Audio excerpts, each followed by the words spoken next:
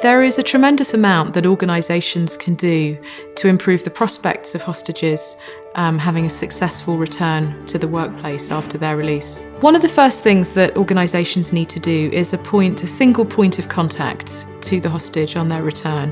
One person who will see them through their reintegration process. That person will be their point person with the organisation. They will be responsible for organising the return to work interview. The return to work interview is important because it provides a safe and open space for the hostage to talk about what their needs are going to be. Now, some of those initial needs may be their health needs or their mental health needs.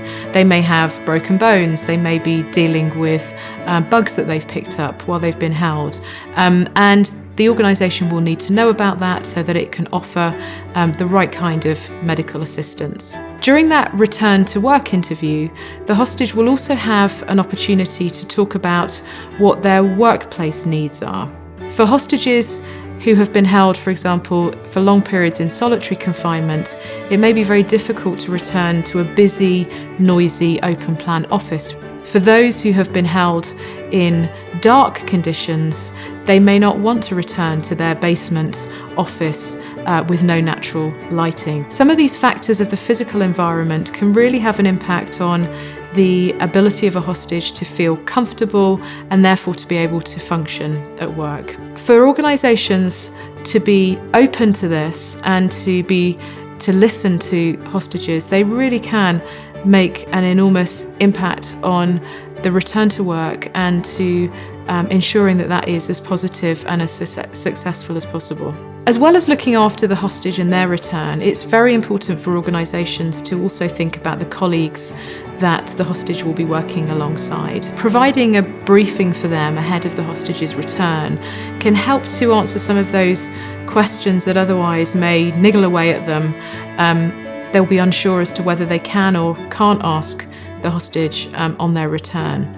Many hostages talk about how difficult it is when they're faced with either colleagues that feel so awkward that they don't want to ask them anything, or colleagues who are very confident and ask them highly inappropriate questions.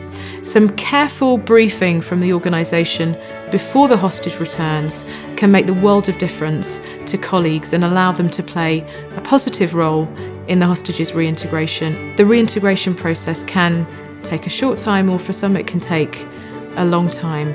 They can often suffer in silence for many months after they return to work, and for colleagues who might understand in the early days and be mindful of those difficulties, they can get forgotten over time. Organisations can play an important role in helping to remind colleagues that really hostages can bear these scars for many months or even longer. At Hostage US, we've seen from experience that organisations can have a really important impact on the ability of hostages to get back on their feet and to go on to live really successful and happy lives.